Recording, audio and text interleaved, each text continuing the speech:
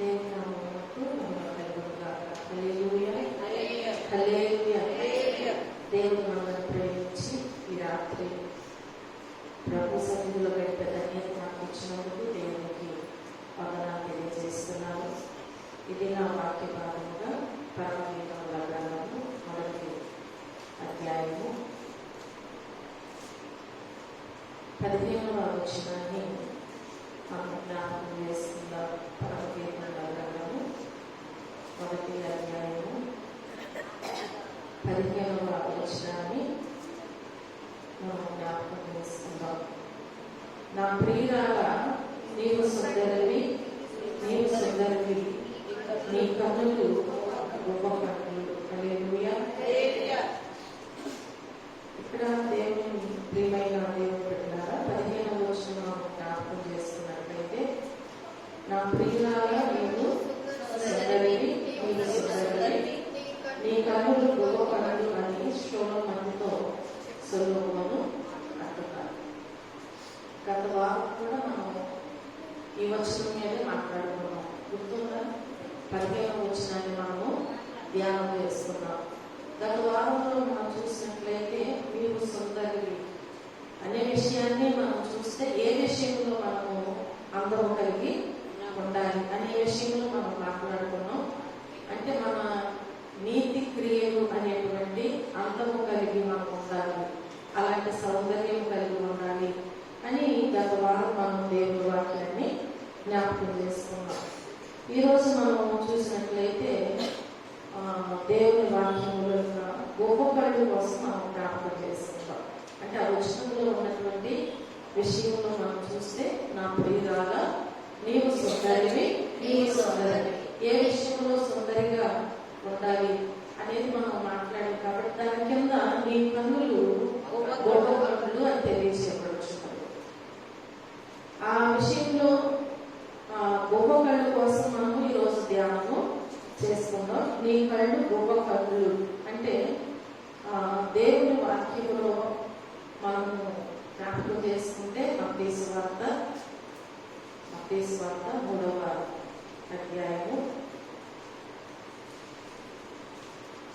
16వ వచనంలో దేవుని వాక్యము తెలియజేయబడింది కదా. యేసు బాప్తిస్మం పొందిన వెంటనే నేలలో నుండి ఒడ్డునకి వచ్చెను. ఇదిగో ఆకాశం తెరవబడెను, దేవుని ఆత్మ పావురము వలె దిగి తన మీదికి వచ్చుట చూచెను అని ఇక్కడ రాయబడి ఉన్నది. గొప్ప దేనికి సాదృశ్యముగా మనకు కనిపిస్తుంది అంటే దేవుని యొక్క పరిశుద్ధాత్మకు గుర్తుగా మనకి తెలియజేయబడుచున్నది. ఇది పరిశుద్ధాత్మ యొక్క దివ్యత్వము, అలాగే నిర్దోషత్వము, ఆధ్యాత్మిక సౌందర్యాలను సూచిస్తూ ఉంది అనేది మనము తెలుసుకోవాలి. విశ్వాసుల కళలో పవిత్రాత్మ ప్రకాశం అనేది కనపడాలన్నమాట. పవిత్రతతో కూడినటువంటి ప్రకాశమానము విశ్వాస యొక్క కళ్ళలో నుంచి కనిపించాలి. గొప్ప కళ్ళు కలిగి ఉండే ఏకైక మార్గం ఇదే. హల్లెలూయా. అంటే గొప్ప కళ్ళు కలిగి మనం జీవించినట్లయితే అది పరిశుద్ధాత్మక సాదృశ్యంగా ఉంది కనుక మనము కూడా ఏం చేయాలన్నమాట, ఆ రీతిగా మన కన్నులు ఉండాలి అని వాక్యము తెలియజేయబడుతుంది. గుహ కోసం బైబిల్లో చాలా చోట్ల రాయబడి ఉంది. చాలా చోట్ల గుహ గురించి బైబిల్ భాగంలో రాయబడి ఉన్నది. మొదటగా మనము జ్ఞాపకం చేసుకున్నట్లయితే గుహ గురించి మొదటగా మనం చూసినట్లయితే కీర్తనల గ్రంథము 55వ అధ్యాయము, కీర్తన గ్రంథము 55వ అధ్యాయము 6వ వచనాన్ని మనం చూసినట్లయితే, ఆహా గొప్ప వలె నాకు రెక్కలున్న ఎడల నేను ఎగిరిపోయి నెమ్మదిగా ఉండును. హల్లెలూయా. భక్తుడు తనను తాను గొప్పతో పోల్చుకుంటూ అంటున్నాడు అన్నమాట. ఇక్కడ దావీదు భక్తుడు ఏం చేస్తున్నాడు? తనను తాను దేంతో పోల్చుకుంటున్నాడు? గొప్పతో పోల్చుకుని మాట్లాడుతున్నాడు. ఏమని? ఆహా గొప్ప వలె నాకు రెక్కలున్న ఎడల నేను ఎగిరిపోయి నెమ్మదిగా ఉండునే. అంటే భక్తుడు తన ఈ పాపపు లోకంలో ఉండే పాపాన్ని ప్రేమించడానికి ఎంత మాత్రం కూడా ఇష్టపడలేదు అని మనకి ఇక్కడ అర్థమవుతుంది. అంటే ఈ లోకము దేనితో నింపబడింది అంటే పాపంతో నింపబడి ఉన్నది. కాబట్టి ఇప్పుడు ఈ భక్తుని యొక్క ఉద్దేశం ఏంటి? నాకు రెక్కలు ఉన్నట్లయితే గుబ్బలాగా నేను కూడా ఎగిరిపోయి ఎలా ఉంటాడంట? నెమ్మదిగా ఉంటాను కదా అంటున్నాడు. అంటే ఈ పాపపు లోకంలో ఏముండదు మనకి. అందుకని ఆ రీతిగా భక్తులు మాట్లాడుకుంటున్నాడు. ఈ పాపాన్ని ప్రేమించడానికి ఎంత మాత్రము ఇష్టం లేదు కాబట్టి నేను వేరుగా ఉంటే ఎంత బాగుండు అని చెప్పి ఆలోచన చేస్తున్నాడు. తనకు రెక్కలు కానీ ఉంటే ఏమంటున్నాడు? ఈ పాపాలను చూడకుండా ఎగిరిపోయి గుమ్మవలే ఒకవేళ అరణ్యంలో ఏకాంతముగా జీవిస్తాను కదా. హల్లెలూయా. అంటే అక్కడ ఎవరు ఉండరు కదా. అంటే ఎవరు లేని చోట ఏముండదండి? పాపం ఉండదు. అవునా? ఎవరు లేని చోట ఏముండదు? పాపం ఉండదు. కాబట్టి అరణ్యంలోనికి నేను ఎగిరిపోయి ఏకాంతముగా జీవించవచ్చు కదా అంటున్నాడు. దేవుని బిడ్డలు ముఖ్యంగా ఏం కోరుకోవాలంటే పరిశుద్ధతను ప్రేమించాలి. హల్లెలూయా, హల్లెలూయా. పాపమును అసహించుకోవాలి. భక్తుడు అదే చేస్తున్నాడు. పాపమును అసహించుకున్నాడు, పరిశుద్ధతను కోరుకుంటున్నాడు. కాబట్టి నాకు కూడా రెక్కలుంటే గుమ్మలాగా ఎగిరిపోయి నేను వేరుగా ఉంటాను కదా అని చెప్పి మాట్లాడుచున్నాడు. కనుక దేవుని సన్నిధిలో బ్రతకాలి. మనము పాపములకు దూరముగా ఉండాలి అంటే మనం ఎక్కడ బ్రతకాలి? దేవుని సన్నిధిలో బ్రతకాలి. దేవునితో అంటుకట్టుబడి మనము జీవించాలి. ఈ వచనం యొక్క ఉద్దేశమయ్యేది సూచిస్తుంది అని నేను మీకు తెలియజేస్తున్నాను. హల్లెలూయా, హల్లెలూయా. మొదటగా భక్తుడు ఆ రీతిగా మాట్లాడుతున్నాడు. రెండవదిగా చూస్తే కీర్తన గ్రంథంలోని 68వ అధ్యాయంలో చూడండి. కీర్తన గ్రంథము 68వ అధ్యాయము 13వ వచనాన్ని మనం జ్ఞాపకం చేసుకుంటే, గొర్రెల దొడ్ల మధ్యను మీరు పండుకొనగా గొవ్వల రెక్కలు వెండితో కప్పబడినట్టున్నది, వాటి ఈగల రెక్కలు పచ్చని బంగారుతో కప్పబడినట్టున్నది. హల్లెలూయా. చూడండి, గొర్రెల దొడ్ల మధ్యను మీరు పండుకొనగా గొవ్వల రెక్కలు వెండితో కప్పబడినట్లున్నది, వాటి ఈగల రెక్కలు పచ్చని బంగారుతో కప్పబడినట్టున్నది. గొవ్వ రెక్కలేమో వెండితో పోల్చబడి, అలాగే ఈకలేమో బంగారంతో. దేనివి? గొవ్వలు. హల్లెలూయా. గొవ్వకున్నటువంటి రెక్కలేమో వెండితో పోల్చబడింది, అలాగే గొవ్వకున్నటువంటి ఈకలేమో బంగారంతో పోల్చబడింది. అంటే ఇక్కడ గువ్వలో 2 లక్షణాలు కనిపిస్తాయి మనకు. అవునా? గువ్వలో ఎన్ని లక్షణాలు కనిపిస్తున్నాయి? 2 లక్షణాలు మనకు కనిపిస్తున్నాయి. ఒకటి వెండి కనిపిస్తుంది, 2 బంగారం కనిపిస్తుంది. వెండి విమోచనకు గుర్తు, బంగారము దైవత్వమునకు గుర్తు, ఇంకా సౌందర్యమునకు గుర్తు. కాబట్టి విశ్వాసులు కూడా ఎలా ఉండాలి అనేది ఈ వచనం తెలియజేస్తుంది. అంటే ప్రతి ఒక్క విశ్వాసి కూడా విమోచింపబడినటువంటి వారే యేసుక్రీస్తు యొక్క దైవత్వములోనికి అనుదినము కూడా ఏం చేయాలంటే రూపాంతరము చెందవలసి ఉన్నది. హల్లెలూయా. ఎప్పుడో రక్షణ పొందినప్పుడే కాదనమాట, అనుదినము. అంటే దినదినము కూడా మనం ఏం చేయాలి? ఇప్పుడు చెప్పాలి, రూపాంతరము చెందవలసి ఉన్నది. హల్లెలూయా. దేవుని బిడ్డలైనటువంటి ప్రతి ఒక్కరు కూడా అలా కోరుకుని ముందుకు సాగిపోవాలని భక్తుని యొక్క ఉద్దేశమై ఉన్నది. చూడండి, మూడవదిగా మనం చూస్తే యెషయా గ్రంథంలో జ్ఞాపకం చేసుకున్నట్లయితే, యెషయా గ్రంథము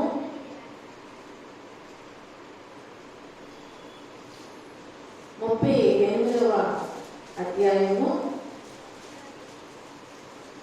14వ వచనంలో చూస్తే, మంగళ కత్తి పెట్టవలెను, ఓద తెరుకు వలెను నేను కిచకిచలాడితిని, గొప్పవలే మూలిగితిని, ఉన్నత స్థలములకు చూచి నా కన్నులు క్షీణించెను, నాకు శ్రమ కలిగెను. యెహోవా నా కొరకు పోటబడి ఉండుము. హల్లెలూయా. ఇక్కడ దేవుని వాక్యంలో మనకు ఏం కనిపిస్తుంది అనేది మనం జ్ఞాపకం చేసుకుంటే, మంగళ కత్తి పెట్టవలేను, ఓదే కొరకు వలెను నేను కిచకిచలాడితిని, గొప్పవలే మూలిగితిని, ఉన్నత స్థలముల తట్టు చూచి చూచి నా కన్నులు క్షీణించాను. దేని వైపు చూసి? ఉన్నత స్థలముల వైపు చూసి. నాకు శ్రమ కలిగేను, యెహోవా నా కొరకు పూటబడి ఉండుము. ఇక్కడ శ్రమల అనుభవము మరియు కన్నీటి ప్రార్థన అనుభవం కనిపిస్తుంది. అక్కడ చూస్తేనేమో రెండు అనుభవాలు కనిపిస్తున్నాయి. ఆ గుహకి ఒకటి వెండితో పోల్చబడింది, రెండు బంగారంతో పోల్చబడింది. ఇక్కడ కూడా మనం జ్ఞాపకం చేసుకుంటే శ్రమల అనుభవం కనిపిస్తుంది, కన్నీటి ప్రార్థన అనుభవము కనిపిస్తుంది. హల్లెలూయా. మొదటగా శ్రమలు కలిగినప్పుడు విమోచన కోసము దేవుని సన్నిధిలో గోజాడటం అన్నమాట. అవునా? శ్రమ వచ్చినప్పుడు మనం ఏం చేయాలి? దేవుని సన్నిధిలో గోజాడుకోవాలి. ఎందుకంటే శ్రమల నుంచి విడిపించే దేవుడు మన దేవుడై ఉన్నాడు. ఆ దేవుడిని మనం నమ్మాము కాబట్టి మనం ఏం చేయాలన్నమాట? ఆ దేవుని సన్నిధిలో శ్రమ వచ్చినప్పుడు కృంగిపోకుండా మనం గోజాడుకుంటూ ప్రార్థన చేస్తే మన ప్రార్థనకు దేవుడు ప్రతిఫలము అనుగ్రహిస్తారు. హల్లెలూయా.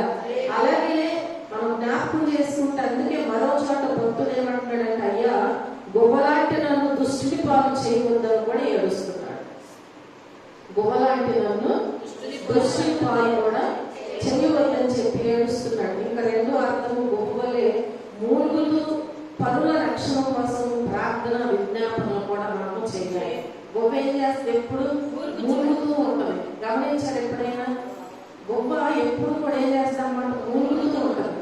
ఇప్పుడు ఒక విశ్వాసని గువ్వతో పోల్చినప్పుడు ఈ విశ్వాసం కూడా ఏం చేయాలండి? ఎప్పుడు కూడా మూలుగుచు దేవుని సన్నిధిలో అనేక మంది రక్షణ కొరకు మనం ప్రార్థన చేయాలి. హల్లెలూయా, హల్లెలూయా.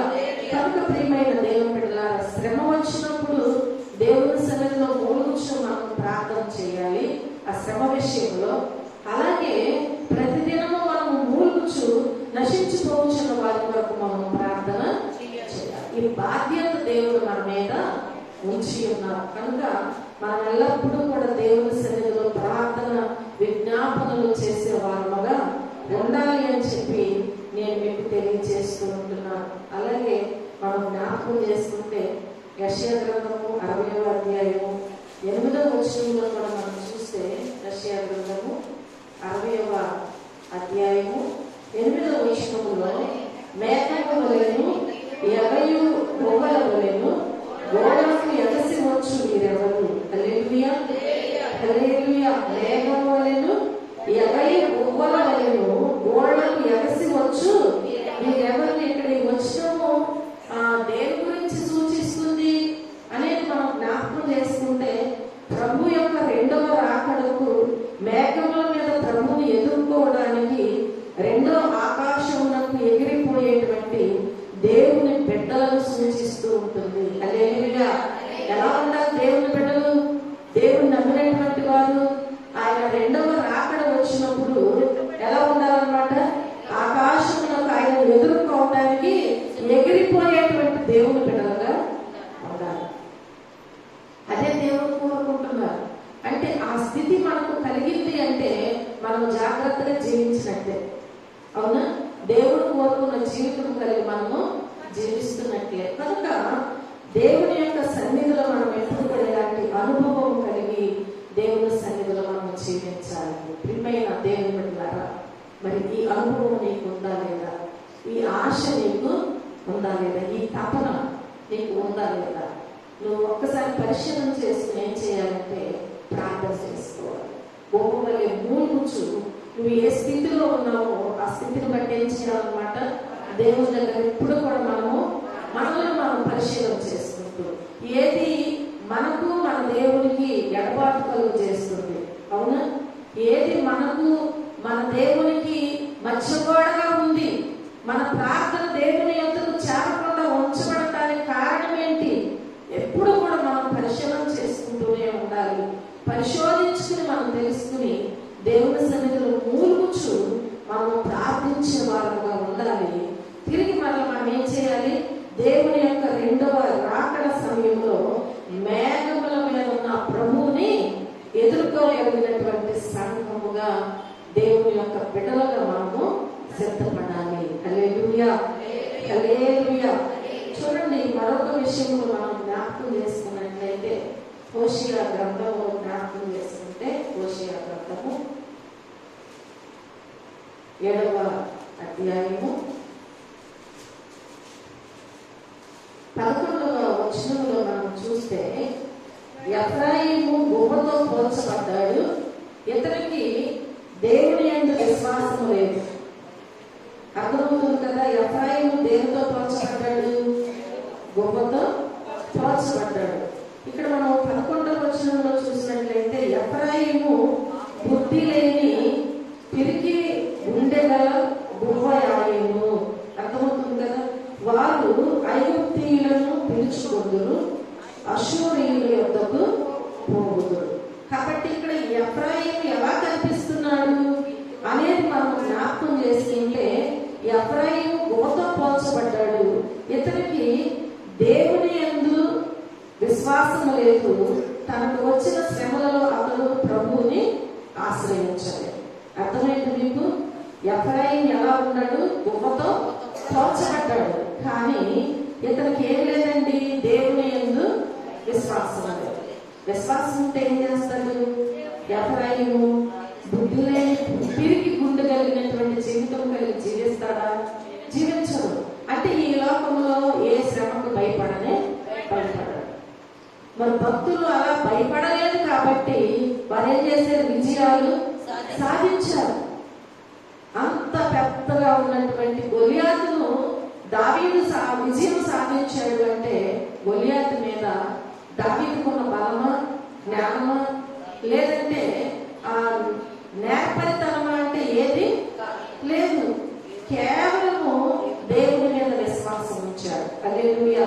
ఇక్కడ మనం జ్ఞాపకం చేసుకుంటే, ఎఫ్రాయిము దేవుని యందు విశ్వాసము లేదు. ఎఫ్రాయిముకి తనకు వచ్చిన శ్రమలలో అతడు ప్రభువుని ఆశ్రయించలేదు. అలాగూ ఆశ్రయించలేదు సరికదా, దేవుని శత్రువులను ఆశ్రయించాడు. మళ్ళా తను దేవుని మీద విశ్వాసం ఉంచలేదు, తిరిగి దేవుడిని ఆశ్రయించలేదు. మనం జ్ఞాపకం చేసుకుంటే, తను ఎవరి సహాయం కోరుకుని ఎవరిని ఆశ్రయిస్తున్నాడు అంటే దేవుని శత్రువులను ఆశ్రయిస్తున్నాడు. ఇదేం వెళ్తండి అసలు? దేవుని పిల్లలు ఎవరిని ఆశ్రయించాలి? దేవుడిని ఆశ్రయించాలి. శ్రమ వచ్చినా, కష్టం వచ్చినా, బలహీనత వచ్చినా, శోధన వచ్చినా, అలాగే విజయం వచ్చినా కానీ ఎవరిని ఆశ్రయించాలి? దేవుని మాత్రమే ఆశ్రయించాలి. ఎందుకు అంటే మనం దేవుని పిల్లలమై ఉన్నాం కాబట్టి ఇప్పుడు మనం ఏం చేయాలంటే దేవుని దగ్గరకే రావాలి, దేవుడితోనే మనం చెప్పుకోవాలి, దేవుడి దగ్గరే మనము సహాయము కోరుకోవాలి, దేవునికే తెలియచేయాలి. హల్లెలూయా. కానీ ఇక్కడ ఎఫ్రాయిము ఏం చేస్తున్నాడు అంటే దేవుని యొక్క శత్రువులను ఆశ్రయించాడు. ఈ అనుభవం మనం చూస్తే దేవుని బిడ్డలను చెప్పుకుంటూ ఏదైనా ఒక శ్రమ వచ్చినప్పుడు దేవుణ్ణి ఆశ్రయించకుండా తనకు గల పలుకుబడిని చూసుకుంటూ ఉంటారు కొంతమంది. అవునా? ఒక శ్రమ వచ్చినప్పుడు ప్రతి ఒక్క విశ్వాసి కూడా ఏం చేయాలి అంటే దేవుని భయం కలిగి జీవించినట్లయితే దేవుని మీద ఆధారపడాలి, దేవుణ్ణి ఆశ్రయించాలి. అంతేకాని ఈ లోకంలో మనుషుల దగ్గరికి వెళ్ళిపోయి మనం దేవుణ్ణి ఆశ్రయించకుండా వారికి ఉన్నటువంటి మనుషులకి వారికి తగ్గటువంటి పలుకుబడి అందరికీ ఉంటుంది. అవునా? అంటే ఈ లోకంలో ఏదో ఒక అండ అనేది ప్రతి ఒక్కరికి ఉంటుంది. వాడు ఎలాంటి వారైనా కావచ్చు, కానీ మనకు ఒక అండ ఉంది కదా, లేదంటే ఒక పలుకుబడి మనకు ఉంది కదా అని చెప్పి దేవుని పిల్లలైన మనము గబగబా వెళ్ళిపోయి వారిని ఆశ్రయించడానికి వీల్లేదు. ఏం చేయాలి? మనం అసలు శ్రమ నుంచి, కష్టం నుంచి, బాధ నుంచి తొలగించే దేవుడు మనకున్నారని విశ్వాసం నింపితే నువ్వేం చేయాలి? దేవుణ్ణి ఆశ్రయించాలి. వారు దేవునికి ఏమైనా మిత్రులు అంటే కానే కాదు. నీకు ఒకవేళ వారు ఆశ్రయం అవ్వచ్చేమో, కానీ దేవునికి వారు శత్రువులే. హల్లెలూయా. కాబట్టి ప్రియమైన దేవుని బిడ్డలారా, మనం జ్ఞాపకం చేసుకున్నట్లయితే ఈ లోకంలో దేవుడిని ఆశ్రయించుకుని ఏం చేస్తారంటే కొంతమంది వారికి ఉన్నటువంటి చేసుకుంటూ తమకు ఉన్నటువంటి ఏం చేస్తారనమాట, వారి వైపు చూస్తూ ఆ పలుకుబడిని ఆశ్రయిస్తూ ఉంటారు. అలాగే ఇంకా మనం జ్ఞాపకం చేసుకుంటే మరి కొంచెం రోజుకు వెళితే మరి కొంతమంది ఎలా ఉంటారంటే తమకున్నటువంటి ధనమును చూసుకుంటూ ఉంటారు. అంటే ఈ ధనము నాకు వచ్చిన శ్రమ నుంచి వినిపిస్తుంది అని చెప్పి ఏం చేస్తారనమాట, వారి ధనము మీద ఆధారపడుతూ ఉంటారు. అలాగే మరికొంతమందిని మనం జ్ఞాపకం చేసుకుంటే రాజకీయ బ్యాక్గ్రౌండ్ కూడా చూసుకుంటారు. అవునా కదా? ఒక శ్రమ వచ్చినప్పుడు ఏం చేస్తారు అంటే కొంతమంది ఏమో దేవుడిని ఆశ్రయించకుండా పలుకుబడిన ఆధారం చేసుకుంటారు, మరి కొంతమంది ధనమును ఆధారం చేసుకుంటారు, మరి కొంతమంది రాజకీయాన్ని ఆధారము చేసుకుంటూ ఉంటారు. దేవుడి మీద ఆశ్రయం పెట్టుకోకుండా ఏం చేస్తారంటే అధికారులని, పోలీసులని, ఇంకా కోర్టులని, రకరకాలుగా ఈ లోకంలో ఎన్ని ఉంటే అన్ని వైపులా మనకున్నటువంటి ఆధారమును వాటి మీద పెట్టేసి దేవుని మీద కంటే కూడా వారి మీద ఆధారపడచ్చు వారు ఏం చేస్తారు, ముందుకి సాగుతారు. ఇలాంటి వారిని నామకర్త క్రైస్తవులు అంటారు. ఇలాంటి వారిని ఏమంటారు, నామకర్త క్రైస్తవులు. మరి మాకు శ్రమ వచ్చినప్పుడు మేము అలాగే చేయాలి కదా అని అనవచ్చు. కానీ ఆ శ్రమ నుంచి విడిపించే దేవుడు వారికంటే గొప్పవాడు కాదా? అవునా కదా? తప్పకుండా నిన్ను సృష్టించినటువంటి దేవుడు నిన్ను శ్రమలో పెడతాడంటే పెట్టనే. అలాగనుకుంటే భక్తులకి ఆశ్రయించడానికి పౌలు సేవలు తీసుకెళ్లి బంధించి శర్చాలలో వేసినప్పుడు వారికి ఆధారం ఎక్కడ బయట లేదా అంటే చాలా ఉంది. ఎన్ని సంఘాలు ఉన్నాయండి వారికి? ఎంతమంది విశ్వాసులు ఉన్నారు? అవునా?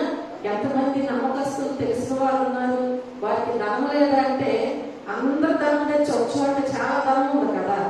కానీ వారు అధికారుల వైపు చూడలేదు, వారి ధనం వైపు చూడలేదు, వారి పలుకుబడి వైపు దేని వైపు చూశారంటే ఈ శ్రమను కలిగి ఈ శ్రమ నాకు వచ్చింది, ఈ శ్రమలో అసలు దేవుని చిత్తం ఏంటో, నేను ఒకవేళ ఈ శ్రమను అనుభవించవలసి దేవుని ఉద్దేశంలో ఉంటే నేను అనుభవిస్తాను.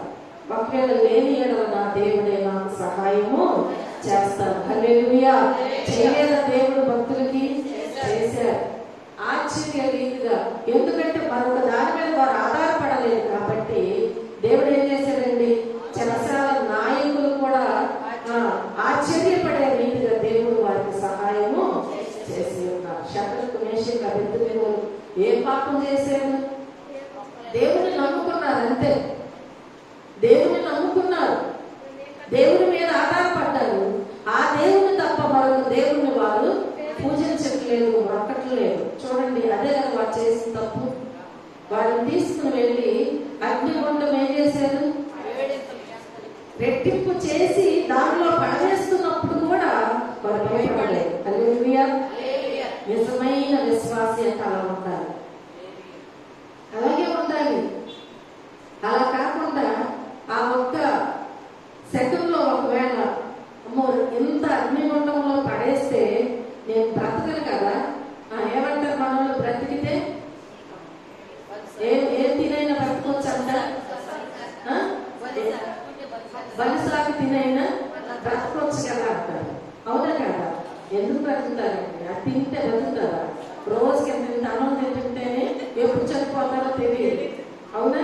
3 పూటలే తింటున్నారు, కానీ ఎప్పుడు చనిపోతారో తెలియదు. ప్రియమైన దేవుని బిడ్డలారా, ఆ ఒక ఆకు తినగానే ఎవరు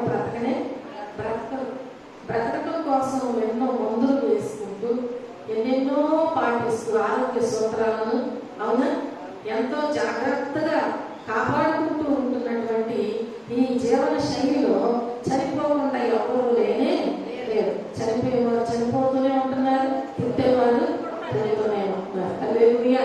ఇది దేవుని యొక్క చిత్తమై ఉన్నది. కాబట్టి వారు ఆఖరి నిమిషంలోనన్నా మారతారేమోనని చెప్పి వారు ఏం చేశారనమాట, వారిని భయపెడుతూ ఆ రీతిగా చేసిన వారు వెనుతిరిగి చూడలేదు. మమ్మల్ని పడేయండి, ఏం పర్వాలేదు, మా దేవుడు మమ్మల్ని రక్షించడానికి సమర్థుడు. ఆ విశ్వాసం నీకెందుకు ఉండకూడదు? మన దేవుడు మనల్ని రక్షించడానికి సమర్థుడు. చనిపించకపోయినా పర్వాలేదు. ఎవరి కోసం చనిపోతున్నారు? దేవుని కోసం మాత్రమే. హల్లెలూయా, హల్లెలూయా. ఆయన కార్యము మన పట్ల ఎలా జరిగిస్తారో మనకు తెలియదండి. అసలు ఎలా జరిగిస్తారో మనకు తెలియదు. ఇశ్రాయేలు ప్రజలందరూ అవమానపరచబడుతున్నారు. 40 రోజులంటే మాటల 40 రాత్రుల వాళ్ళను సవాళ్ళు విసురుతుంటే వీళ్ళకి ఎంత అవమానము, వీళ్ళను సృష్టించిన దేవునికి ఎంత అవమానము. దేవుడు ఏర్పాటు చేసుకోలేదా? వారికి ఉన్న అవమానం తీసేయడానికి చిన్నవాడైనటువంటి దావీదుని ఏర్పాటు చేసుకున్నాడు. హల్లెలూయా. ప్రియమైన దేవుని బిడ్డలారా, మనం జ్ఞాపకం చేసుకుంటే సంఘమంతా అత్యాశక్తితో ప్రార్థన చేస్తుంది. ఎవరి కోసం? పేతురు కోసం. చెరసాలలో ఉంచారు. చాలా కట్టుదిట్టంగా బంధించేశారంట. అంటే ఒకవేళ చెరసాల నాయకులు కాపలా ఉన్నా ఏదైనా జరుగుద్దేమో. యేసు ప్రభువుని అలాగే అన్నారు కదా, వీడు బ్రతికుండగా ఎలా అన్నాడండి, అలా అన్నాడండి అని చెప్పి చాలా జాగ్రత్తగా బంధించాలి, కాపలా వారిని ఉంచాలి, బలవంతులను ఉంచాలి. అవునా? దానికి సీలు వేయాలి, ముద్ర వేయాలి. ఇవన్నీ ఆపగలిగినాయా అంటే ఆపనే ఏది ఆపలేకపోయింది. ఆయన పండుకున్నవాడు పండుకున్నట్లే ఉన్నాడంట పేతురు భక్తుడు. కానీ దేవదూతలు ఏం చేసింది? ఏమన్నా గేట్లు తీసినాయా? తీయలేదు. లోపలికి వెళ్ళిపోయింది. వాటికంతటికి సంఖ్యలు విడిపోయింది.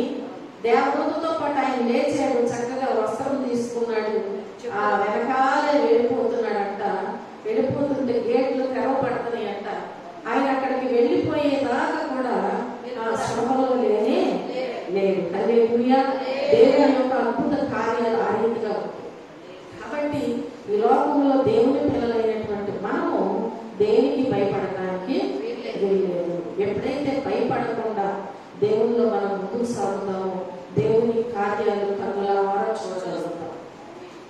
ఒకవేళ దేవుని మీద ఆధారపడకుండా విశ్వాసం లేకుండా నీవు జీవించినంత కాలము దేవుని కార్యం నీ పట్ల జరిగినా నీవు గ్రహించలేవు, దాన్ని నీవు చూడలేవు. హల్లెలూయా. కాబట్టి ప్రియమైన దేవుని బిడ్డలారా, మనం ఏం చేయాలి అంటే ఆఖరి సమయం వరకు కూడా ఒకవేళ దేవుని కృప మన కళ్ళ ముందుకు రాకపోయినా కానీ వెనుతిరిగి చూడటానికి వీలు. అలాంటి నిశ్చయత కలిగి మనం ఎప్పుడైతే ఉంటామో తప్పకుండా దేవుడు మనకు సహాయము చేస్తారు. భక్తులు అలా ఉన్నారు కాబట్టి వారు కాపాడబడ్డారు. ఒకవేళ దేవుని కృప నా మీద లేకపోయినా పర్వాలేదు, దేవుని కొరకు హతుడవడానికి కూడా నేను ఇష్టమే అని చెప్పి యోహాను భక్తుడు హెచ్చరించాడు.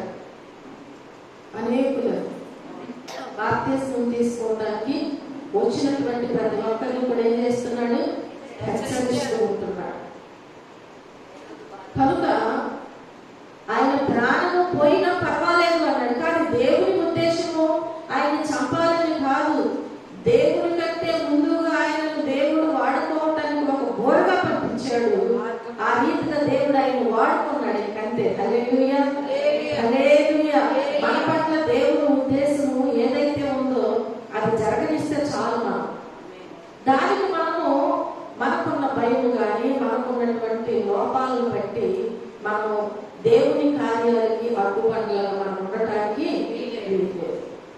దేవుని కృప మన మీద ఉన్నంత వరకు కూడా దేవునికి మనం భయపడటానికి వీలు. కనుక ఈ లోకంలో అనేకులను మనము ఆశ్రయించిన దాని వలన ప్రయోజనం లేకపోవచ్చేమో, కానీ దేవుని పిల్లలైనటువంటి మనము దేవుని మీద ఆధారపడి విశ్వాసం ఉంచినట్లయితే దేవుని కృపను మనం పొందుకుంటామని ప్రభు పేట నేను మీ అందరికీ మనం చేస్తూ ఉంటున్నాను. హల్లెలూయా.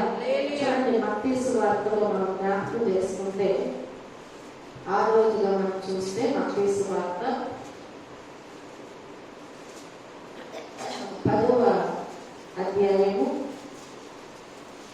16వ వచనంలో మనం చూస్తే, ఇదిగో తోడేళ్ల మధ్యకు గొర్రెలను పంపినట్టు నేను మీకు పంపుచున్నాను కనుక పాపుల వలె వివేకులను పావురముల వలె నిష్కపటులనై ఉండుడి అని దేవుని వాక్యము సెలవిస్తుంది. దేవుడు ఏమని మాట్లాడుచున్నారు ఇక్కడ?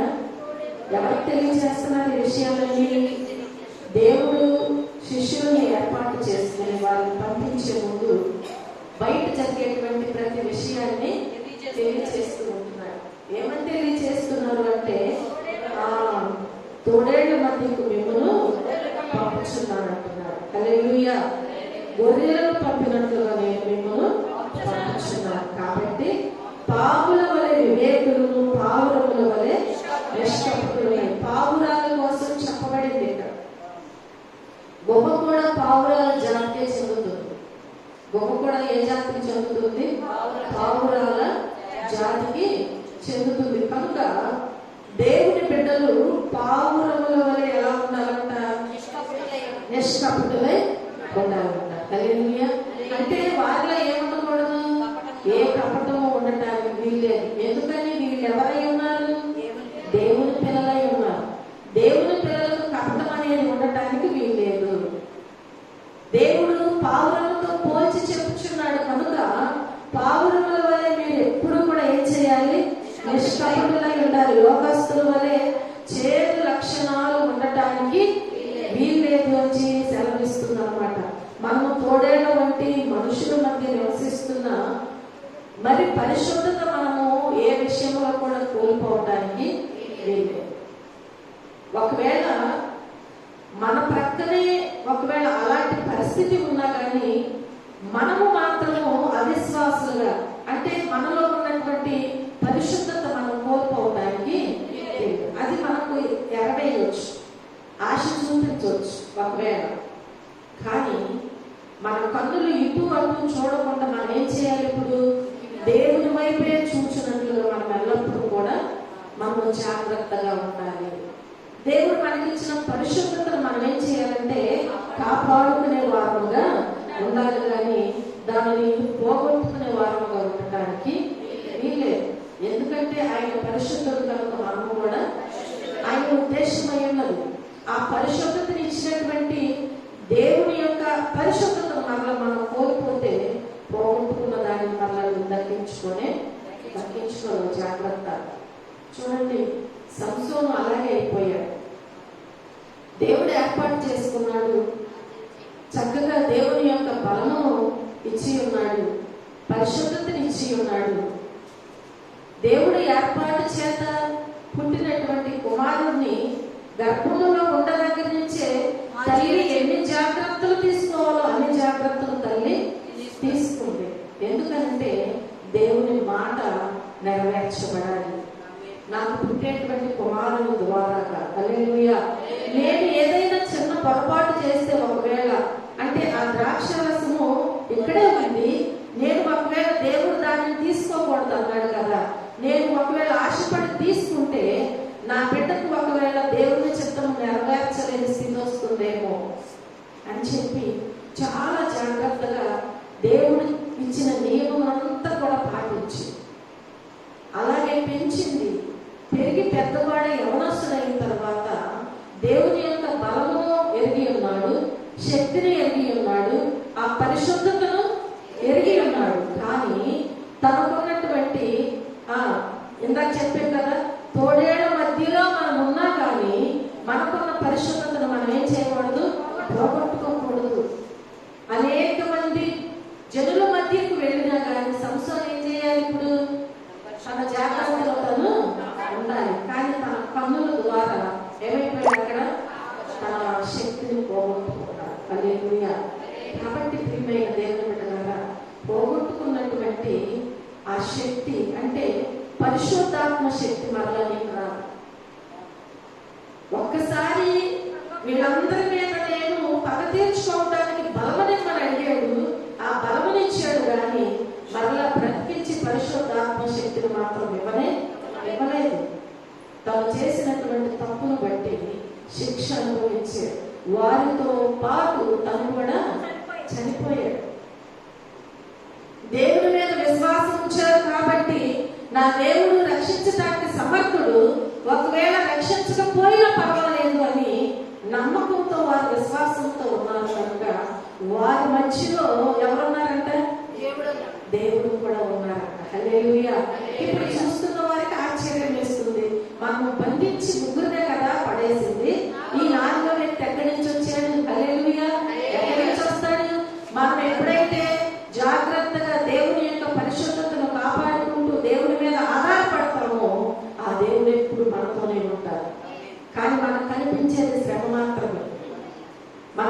కనిపించేది అగ్నిగుండం మాత్రమే. ఆ అగ్నిగుండంలో నీతో కూడా నీ దేవుడు ఉన్నాడని నీవు మర్చిపోవద్దు.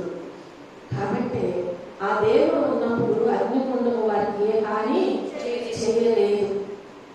కనీసము అగ్ని వాసన కూడా వారికి రాలేదంట. ఎంత గొప్ప ఆశ్చర్యకరమైనటువంటి అక్కడ కార్యం జరిగిందో చూడండి. ప్రియమైన దేవుని ద్వారా మనకున్న అవిశ్వాసమును బట్టి, మనకున్నటువంటి ఆత్మీయ బలహీనతను బట్టి దేవుని కృపను మనం పోగొట్టుకుంటున్నాం. దేవుని ఉద్దేశాన్ని నెరవేర్చలేని స్థితిలో మనం ఉండి, దేవుని చిత్తాన్ని మనం ఎరిగి ఉండి కూడా ఆ చిత్తానుసారంగా జీవించలేని జీవితంలో మనం ఉన్నాము కనుక దేవుని కృపను మనం చూడలేకపోతున్నాం. కాబట్టి ఎలీషాకైతేనేమో కనపడుచున్నది దేవుని కాపుదల, కానీ పనివాడి కనిపిస్తుంది అంటే కనిపించట్లేదు. ఎందుకని? ఎలీషా దేవుని మీద ఆధారపడ్డాడు. పనివాడు ఎలీషా మీద, ఆయుధాల మీద, రథముల మీద, గుర్రముల మీద ఆధారపడ్డాడు. హల్లెలూయా. కాబట్టి ఇప్పుడు ఎలీషా ప్రార్థన చేస్తున్నాడు, ప్రభువా వీడి కళ్ళను తెరువయ్యా. వీడి కలవరం చెందుతున్నాడు, వీడు భయపడిపోతున్నాడు. శత్రువుల యొక్క సైన్యమును చూసి, వారి బలమును చూసి వీడు కలవరం చెందుతున్నాడు. కనుక ఒకసారి వీడి కన్నులు, నీ కన్నులు మూయబడినట్లయితే దేవుని కార్యాలను నీవు చూడాలి. ఆయన కృప ఎంత ఉన్నతమైనదో, ఆయన కార్యాలు ఎంత గొప్పవో నీకు అర్థం కావసలు. కాబట్టి ఒకసారి దేవుని సన్నిధిలో నేను పరిశీలన చేసుకుని ప్రార్థన చేసినట్లయితే దేవుని కృపను నీవు తప్పకుండా పొందుకుంటావని ప్రభు పేట నేను మీకు తెలియజేస్తూ ఉంటున్నా. హల్లెలూయా. కనుక దేవుడు సెలవిస్తున్నాడు, మనము ఒకవేళ తోడేళ్ల మధ్యకు వెళ్ళినా కానీ మనం ఏం చేయకూడదు, ఎలా ఉండకూడదు అంటే, తోడేళ్ల వంటి మనుషుల మధ్య నివసిస్తున్నప్పటికీ మనలో ఉన్నటువంటి పరిశుద్ధత మనం కోల్పోవడానికి వీలే. వారి సంగతి వీరి సంగతి మనకు అనవసరం. దేవుడు నమ్మినటువంటి వాళ్ళు అలా జీవిస్తున్నారు కదా, నేనెందుకు జీవించకూడదు అన్న ఆలోచన నీకు రావడానికి వీల్లేదు. నీవు దేవుని మీదే ఆధారపడు, మనుషుల మీద ఆధారపడవద్దు, మనుషుల వైపు నీవు చూడవద్దు. వారు తప్పు చేస్తే ఆ శిక్ష వారికే వస్తుంది. అవునా? అలా జీవిస్తున్నారు కాబట్టి నేను కూడా జీవించవచ్చు అనేటువంటి ఆలోచన నీకు రానియదు. నువ్వు ఎలా జీవించాలో దేవునికి తెలుసు, నీకు తెలియకపోవచ్చు. దేవుని దగ్గర ప్రార్థన చేయి, ప్రభువా మీ చిత్తాన్ని నెరవేరుస్తూ నేను జీవించడానికి నాకు సహాయము దయచేయి ప్రభువా. ఒకవేళ నీ శరీరం లోబడకపోతే, నీ ఆశలు, నీ కోరికలు, నీ క్రియలు దేవుని నామమును మహిమపరచలేనటువంటి స్థితిలో ఉన్నట్లయితే దేవునికి అప్పగించు. దేవుని నిన్ను సరిచేసి వాడుకుంటాడు. హల్లెలూయా. కాబట్టి ప్రియమైన దేవుని బిడ్డలారా, మనం ఏ విషయంలో కూడా ఎవరిని కూడా మనము వచించకూడదు, మనం పరిశుద్ధతను కోల్పోకూడదు, ఎవరిని కూడా మనము పాడు చేయకూడదు. మనము జాగ్రత్తగా ఉండాలి. అనేకులను దేవుని యొద్దకు చెప్పాను కదా ఇందాక, దానికి 2 లక్షణాలు ఉన్నాయి. ఒకటి ఏంటంటే మూలుగుచ్చు ఉంటుంది. ఎల్లప్పుడూ కూడా మనం ఏం చేయాలి, ఈ లోకంలో నువ్వు బ్రతికున్నంత కాలం కూడా నశించిపోవచ్చిన వారి కొరకు మూలుగులతో కూడిన ప్రార్థన చేయి, విజ్ఞాపన చేయి. అది దేవునికి ఇష్టము. దేవునికి అయిష్టమైనటువంటి కార్యాలలో, పనులలో మనం ఉండకుండా దేవుని చిత్తాన్ని నెరవేర్చే వారుగా మనము ఉండాలి అని చెప్పి ప్రభు పేట నేను మీకు మనం చేస్తున్నాను. హల్లెలూయా. ఏ విషయం చెప్పాను? 6 విషయాలు చెప్పాను.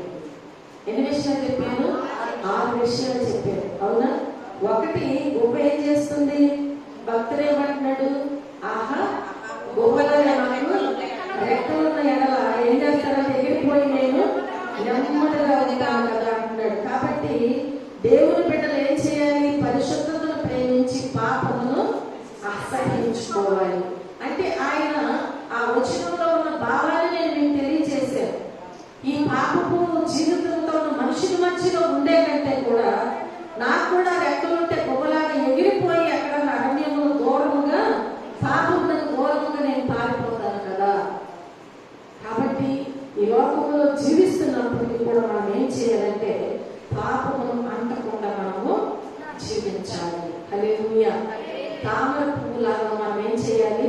నీటిలో ఉన్న నీటి వాసన ఎలా తీసుకోకుండా ఉంటుందో అలాగే మనకు కూడా ఈ లోకంలో ఉన్నప్పటికీ మనం ఏం చేయాలన్నమాట? దేవుని సన్నిధిలో పాపమును అసహించుకుని దేవుని సన్నిధిలో బ్రతికే వారంగా మనం జీవించాలి. రెండవది, ఇక్కడ దేవుని వాక్యము గొప్పని 2 విషయాలతో పోల్చారు. ఏంటది? వెండితోను బంగారంతోను పోల్చారు. అవునా? వెండికి బంగారములకు గుర్తు నేను మీకు తెలియజేశాను. ఎప్పుడు కూడా ఏం చేయాలంటే విశ్వాసులు విమోచించబడిన వారిగా ఉండాలి. తిరిగి మరలా వారు ఎలా ఉండాలంటే యేసుక్రీస్తు యొక్క దైవత్వంలోనికి అనుదినము కూడా వచ్చి రూపాంతరం చెందేవారిగా ఉండాలి. అంటే ఆ బంగారము పాతగిలిపోయినట్లుగా మాసిపోయినట్లుగా ఉండకూడదు.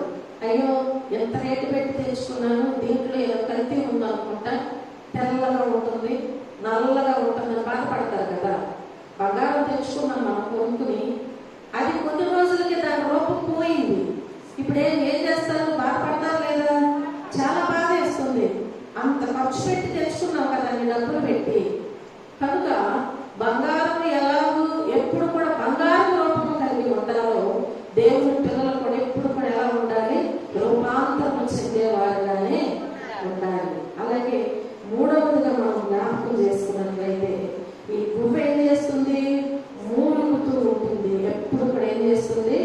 మూలుగుతూ ఉంటుంది, కిచకిచలాడుతూనే ఉంటుంది. చూడండి, ఆ కిచకిచలాడుతుంది అంటే దానికి శ్రమ వచ్చినప్పుడు అది అల్లాడిపోతూ ఉంటుంది. కనుక ప్రియమైన దేవుని బిడ్డలారా, శ్రమ వచ్చినప్పుడు ఏం చేయాలి? ఇప్పుడు మనము దేవుని సన్నిధిలో అనుదినము మనము ప్రార్థన చేసుకుంటూ ఉండాలి. రెండవదిగా అనేకుల కొరకు మూలిగే వారుగా మనము ఉండాలి. అవునా?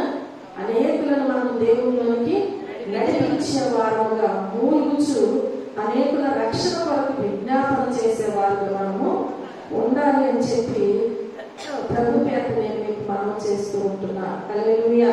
అలాగే మేఘము వలె ఎగయు గుహ వలె వస్తుంది అని చెప్పి నేను మీకు తెలియజేసి ఉన్నాను. గోడకు ఎగసి వచ్చు వీరు ఎవరు అంటే, ఎవరు వీళ్ళు అంటే ప్రభు యొక్క రెండవ రాకడ మేఘం మీదకి ప్రభు వచ్చినప్పుడు మనం ఎలా ఉండాలి? ఇప్పుడు దేవుణ్ణి ఎదుర్కొనేటువంటి అనుభవం కలిగినటువంటి జీవితాన్ని సంపాదించుకోవాలి. ఆయన రెండవ రాకడలో మనం ఎలా ఉండాలి? ఎగిరి వెళ్ళే వారముగా, ఆ మేఘములు ఆయనను కలుసుకునే వారము మనము జీవించాలి. అలాగే ఎఫ్రాయిము గుహతో పోల్చబడ్డాడు, కానీ తనకు శ్రమ వచ్చినప్పుడు దేవుని ఆశ్రయించలేదు, దేవుని యొక్క శక్తులను ఆశ్రయించాడు.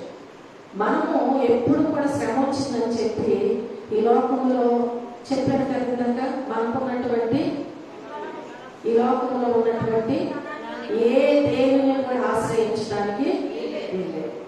అది ఎలాంటి బలమైనా కావచ్చు, అది మనకు అక్కరము రాదు కూడా. మనం ఎవరిని ఆశ్రయించాలి? దేవుని పిల్లలు అంటే దేవుణ్ణి మాత్రమే ఆశ్రయించాలి. దేవుణ్ణి ఆశ్రయిస్తేనే నువ్వు దేవుని పిల్లలు, ఏదంటే నామకార్థమైన క్రైస్తవులుగా మనం పిలువబడుతూ ఉంటాం. అలాగే మనం జ్ఞాపకం చేసుకున్నట్లయితే ఈ పావురము కూడా గొప్ప జాతికి చెందినది కాబట్టి దేవుడు సెలవిస్తున్నాడు కదా, మీరు పావురము వలె ఎలా ఉండాలి? నిష్కల్పలుగా జీవించండి.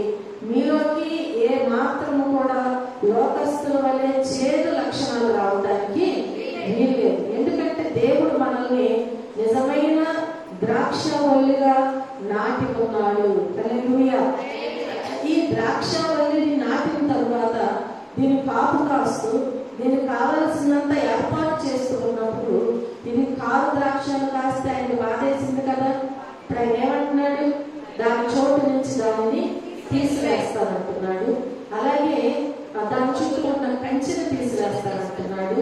అలాగే దానికి చేయవలసినంత కూడా నేను చేసేస్తాను. అంటే ఇక దానికి దేవుని కృప లేదంట. దేవుని కృప ఉన్నంత వరకు ఈ లోకంలో మనం ఏదైనా చేయగలుగుతాం. కాబట్టి ప్రియమైన దేవుని బిడ్డలారా, నామకర్థమైనటువంటి జీవితంతో చేదు ద్రాక్షల వలె, కారు ద్రాక్షల వలె చేదు అనుభవాల వలె మనం జీవించకుండా, ఆ లక్షణాలు కలిగి మనం ఉండకుండా, ఒకవేళ తోడేళ్ళ వంటి మనుషుల మధ్య మనం నివసించినా కానీ దేవుడు మనకిచ్చినటువంటి పరిశుద్ధతను మనం ఏం చేయకూడదు, పోగొట్టుకోకూడదు, పాడు చేసుకోకూడదు.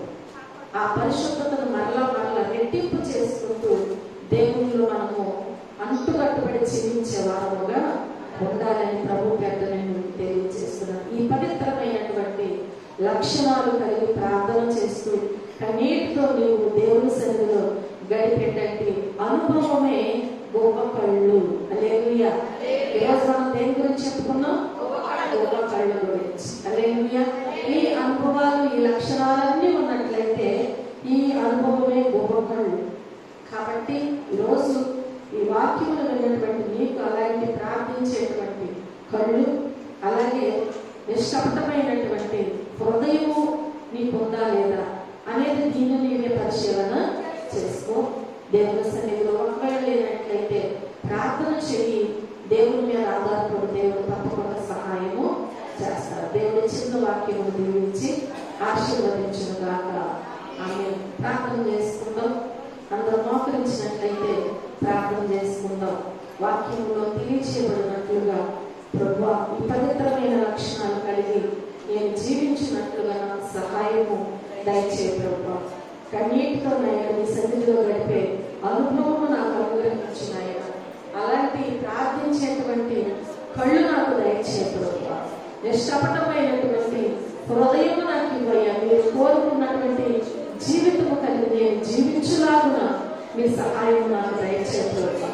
ఆ జీవితం ఒకవేళ కష్టంగానే ఉండొచ్చు, అది నీకు భారంగానే ఉండొచ్చు, నడవలేనటువంటి స్థితిగా నీకు కనిపించవచ్చు, అది ఇరుకైనదిగా కూడా నీకు ఉండొచ్చు. కానీ దేవుడి చేతులకు అప్పగించి దేవుడి చెప్పిన రీతిగా నీవు జీవిస్తే ఇరుకులో విశాలతను కలుగజేసే దేవుడు మన దగ్గర. నువ్వు నడవలేని స్థితిలో ఉండి దేవుడి దగ్గర ప్రార్థన చేస్తే నీ చేయి పట్టుకుని నడిపించడానికి కూడా ఆయన సిద్ధ మనసు కలిగి ఉన్నాడు. నీతో మాట్లాడే దేవుడు నిన్ను ప్రేమిస్తున్నాడు. నిన్ను సరి చేసుకోవాలని సెలవిస్తున్నటువంటి దేవుడు నిన్ను ప్రేమిస్తున్నాడు. ఎందుకంటే నీవు నశించిపోవటం ఆయనకి ఇష్టం లేదు కనుక నిన్ను వెనక్కి రక్షించినటువంటి దేవుడు, నిన్ను విమోచించినటువంటి దేవుడు, నీకు తోడై నడిపిస్తున్నటువంటి దేవుడు నీకు తండ్రి అయి ఉన్నాడు. కాబట్టి ఈ లోకంలో ఒకవేళ తల్లి విడిచిన తండ్రి విడిచిన నేను నిన్ను విలువను ఎడబాయని సెలవిస్తున్నాడు. అభయమిస్తున్నటువంటి దేవుని వైపు మనం చూసి ప్రార్థించినట్లయితే మన ప్రార్థనలు తప్పకుండా దేవుని ప్రతిఫలమిస్తాడు. ప్రార్థన చేసుకుందాం.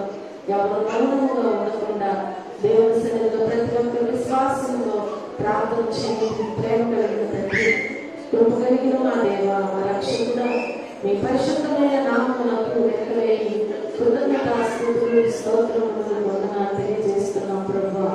అయ్యా మీ ఉచితమైన కృపను బట్టి, ప్రేమను బట్టి ఈ రాత్రి కాల సమయంలో మాతో మీరు మాట్లాడిన వాక్య భాగమును బట్టి మీకు వందనాలు, స్తోత్రములు స్తోత్రములు ప్రభువా. అయ్యా విన్న వాక్యం విడిచిపెట్టదయ్యా హృదయంలో భద్రపరచు, తిరిగి నెమ్మరవేసినటువంటి జీవితము మాకు దయచేయ. అయ్యా మండల కత్తి పెట్టవలేనైనా ఓది కొరకు వలే నా ప్రభుత్వ కిచకిచలాడి అయ్యా గొప్పమైన మూలిగితిని అని ఉన్నత స్థానంలో తట్టు చూచి నా కళలో క్షీణించిన నాకు శ్రమ కలిగను. యెహోవా నా కొరకు పోటబడి ఉండు. అవును ప్రభువా. అయ్యా శ్రమల అనుభవం అయినా కన్నీటి ప్రార్థన అనుభవం కనిపిస్తుంది. అలాంటి అనుభవం కలిగి మేము జీవించినట్లుగా, ఆ రీతిగా మేము సాగినట్లుగా సహాయం దయచే ప్రభువా. ఈ లోకంలో తండ్రి మేము నశించుకోవటం మీకు ఇష్టం లేదు కనుక మమ్మల్ని వెనక్కి రక్షించినటువంటి గొప్ప దేవుడు అయ్యా.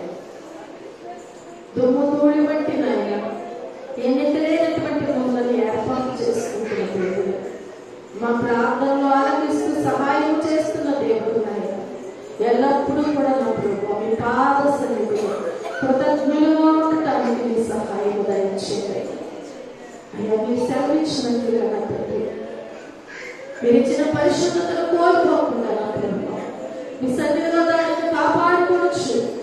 మీరు వచ్చి పర్యంతము వరకు కూడా అయ్యా మీ సాక్షులుగా బ్రతకడానికి ఈ రాత్రి అయిన బిడ్డల చేతులకు అప్పగిస్తున్నాను ప్రభు. మీరు దీవించండి, ఆశీర్వదించండి, సహాయించండి అయ్యా. ప్రతి ఒక్కరు కూడా మీకు లోబడిన మీలో ఎదిగి ఫలించే జీవితం కలిగి జీవించడానికి, అలాంటి అనుభవం కలిగి జీవించడానికి సహాయం దండి. మనుషుల వైపు చూడకుండా ఈ లోకంలో నా ప్రభు అయ్యా ఇళ్ళ తండ్రి గొర్రెలు అయ్యా రథములైన వాటి బలంలో మేము ఆశ్రయించిన అవి మాకు అక్కడకు రావని మీ వాక్యం సెలవించిన నాయన. కాబట్టి మేము మనుషుల మీద ఆధారపడకుండా మాకున్న ధనము మీద బలము మీద నాయన అయ్యా మాకున్నటువంటి నా ప్రభు అమ్ము మీద ఆర్భాటం మీద మేము ఆధారపడకుండా మీ వైపు చూస్తూ సృష్టికర్తమైనటువంటి దేవుని మీద ఆధారపడి ముందుకు సాగినట్లుగా మీ సహాయం మాకు దయచేయండి ప్రభు. స్తోత్రం స్తోత్రం స్తోత్రం. ఈ రాత్రికాల సమయంలో ప్రభు బిడ్డలను చేతులకు అప్పగిస్తున్నాయి. బలహీనను బలపరచండి, వ్యాధిగ్రస్తులను స్వస్థపరచండి, చెప్పుకోలే రోగములతో ఉన్న వారికి నా ప్రభు మీ ఆరోగ్యంలో స్వస్థత దయచేయండి అయ్యా. శ్రమలో ఉన్న వారికి మీ సహాయం దయచేయండి అయ్యా. ప్రతి ఒక్కరిని కూడా పేరు పేరు వరుసలు మీరు జ్ఞాపకం చేసుకోండి, దీవించండి, ఆశీర్వదించండి, మీ సహాయం దయచేయండి ప్రభు. రాలే బిడ్డలు ఎంతమంది ఉన్నారు, మీ చిత్తమైతే మరొక సమయంలో వారికి మీరు ఆవిర్భవించిన తండ్రి మీకు వందనాలు, స్తోత్రములు స్తోత్రములు ప్రభు. రాత్రికాల సమయంలోనైనా ప్రభు బిడ్డలను చేతులకు అప్పగిస్తుండగా జ్ఞాపకం చేసుకుని ఈ రాత్రి అంతే మీ కృపా సహాయం అయినా ప్రతి బిడ్డకు మీరు అందించండి, సంఘం దీవించండి, ఆశీర్వదించండి ఆయన. రక్షణ లేని బిడ్డకు మీ రక్షణ భాగ్యం దయచేయండి. రక్షించబడిన ప్రతి ఒక్కరూ కూడా మీకు లోబడి మీలో ఎదిగి ఫలించే బిడ్డలుగా ఉండటానికి సహాయం దయచేయండి. ప్రతి కుటుంబంలోనైనా ప్రతి ఒక్కరు కూడా రక్షించబడలాగునా మీ కృపా సహాయం దయచేయండి ప్రభు. వందనాలు.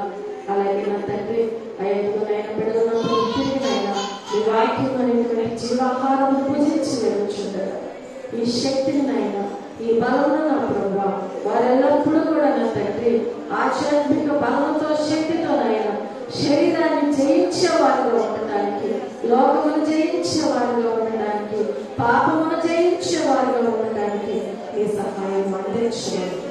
మీరే మహిమ ఘనత ప్రభావములు పొందమని యేసుక్రీస్తు అతి శ్రేష్టమైన నామములో ఈ ప్రార్థన వల్ల అడిగి వేడుకలు పొందుకునే నామము మా పరమ తండ్రి ఆమేన్. మన తండ్రి అయిన దేవుని ప్రేమ, కుమారుడైన యేసుక్రీస్తు కృప, పరిశుద్ధాత్మని యొక్క అన్యోన్య సహవాసం ఆదరణ ఇప్పుడు ఎల్లప్పుడు సదాకాలం తోడే ఉండి ఆదరించి రక్షించును గాక ఆమేన్.